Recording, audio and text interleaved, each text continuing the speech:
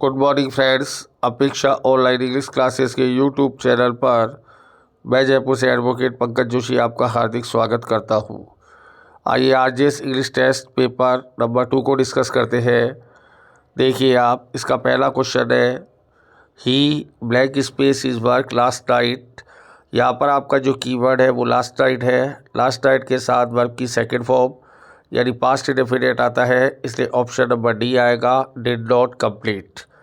He did not complete his work last night. It is high time you this work. यदि वाक्य की शुरुआत it is high time से हो तो वर्ब की सेकेंड फॉर्म यानी पास्ट इंडेफिनिट आएगा, started. B is the right answer. It is high time you started this work. Whenever he blank space a letter he commits so many mistake।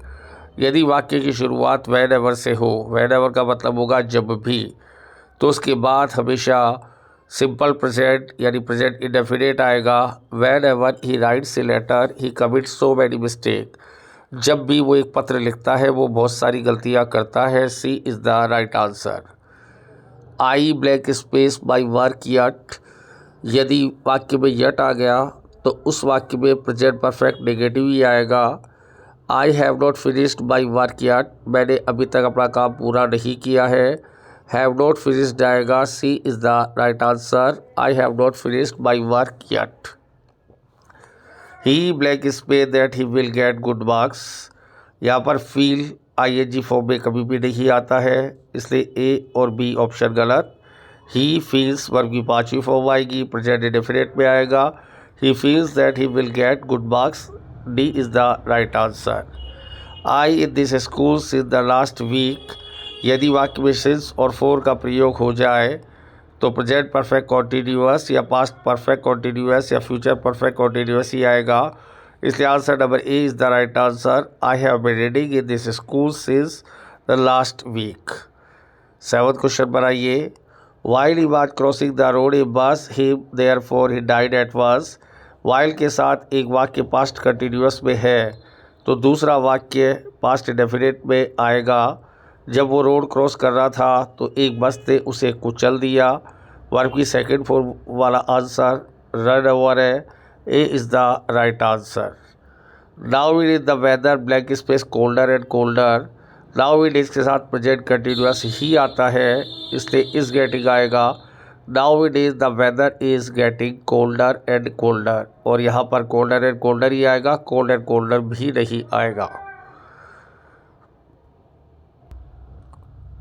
We blank space across the river before the sunset. यहाँ पर before वाली condition follow हो रही है, इसलिए had के साथ verb की थर्ड फॉर्म आएगी, तो B is the right answer. We had swum across the river before the sunset.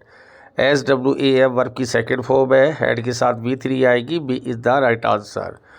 10th पर है ये blank space grazing in the meadow DR और फार्म। चरागा भूमि के पास पशु चल रहे हैं। कैटल में कभी एस नहीं आता और वर्ब हमेशा प्लूरल लेता है, इसलिए B is the right answer. Cattle were grazing in the meadow DR our farm. 11th question पर आइए। He to the cinema tomorrow. भविष्यकाल की कोई घटना नियत होती है, उसे सिंपल प्रेजेंट यानी प्रेजेंट इंडेफिनिट में भी लिखा जा सकता है। तो he goes to the cinema tomorrow, वो कल सिनेमा जाएगा, और सिनेमा से पहले यहाँ पर द आर्टिकल आएगा, एक दूसरा ग्रामर का पॉइंट, तो B is the right answer. He goes to the cinema tomorrow. Stephenson blank space the robust steam engine. यहाँ पर भूतकाल की ऐतिहासिक घटना है, इसलिए वर्ब की सेकेंड फॉर्म यानी सिंपल पास्ट आएगा। Invented is the right answer. Stephen invented the robust steam engine. A is the right answer. Similar word पर आइए। रोबस्ट डेमोक्रेसी हो सकती है, इकोनॉमी हो सकती है, यानी प्रजातंत्र और अर्थव्यवस्था मजबूत होनी चाहिए, रोबस्ट होनी चाहिए। इसका सिमिलर वर्ड आएगा स्टडी। रोबस्ट का सिमिलर वर्ड है स्टडी। सफल, भारतीय संविधान सफल है, लचीला है। सफल का सिमिलर वर्ड है flexible. C is the right answer. Affluent, जो लोग एफ्लुएंट होते हैं वो पोश एरिया में रहते हैं, महंगे एरिया में रहते हैं, शाही मकानों में रहते हैं, तो एफ्लुएंट होगा पैसे वाला। आपका सिमिलर वर्ड यहाँ पर है wealthy. D is the right answer. तो एफ्लुएंट का सिमिलर वर्ड सिनोनिम वेल्थी होगा। अपोजिट वर्ड पर आइए। ऑथेंटिक, डॉक्यूमेंट और सिग्नेचर होने चाहिए, यानी डॉक्यूमेंट भी ऑथेंटिक हो, सिग्नेचर भी ऑथेंटिक हो, सही हो, प्रामाणिक हो, असली हो। अपोजिट आएगा इसका फिक्टिशियस। यदि डॉक्यूमेंट नकली है तो फिक्टिशियस, सिग्नेचर नकली है तो फिक्टिशियस, और सही है, प्रामाणिक है तो ऑथेंटिक। हॉस्टिलिटी रैट और कैट के बीच में होती है, चूहे और बिल्ली के बीच में हॉस्टिलिटी होती है, यानी दुश्मनी होती है। हमें अपोजिट वर्ड ढूंढना है, दोस्ती ढूंढिए। Amicable is the right answer. Hostility का अपोजिट होगा amicable, A is the right answer. Similar word इसका बी है और अपोजिट वर्ड इसका ए है। यहाँ पर अपोजिट वर्ड के लिए क्वेश्चन है तो amicable is the right answer. Phrases पे सेक्शन पर आइए। Leave high and dry. आजकल के जो यूथ है अपने ओल्ड पेरेंट्स को लीव हाई एंड ड्राई छोड़ देते हैं, यानी बेसहारा छोड़ना, किसी को राम भरोसे छोड़ना, तनहा छोड़ना, मझधार में छोड़ देना, लीव हाई एंड ड्राई। इसका आंसर आएगा आपका बी, leave alone to do work. Work की कोई जरूरत नहीं, किसी को अकेला छोड़ना, leave alone is sufficient answer. B is the right answer. Spill the beans. Beans कहते हैं मटर की फलियों को, स्पिल कहते हैं छीलने को।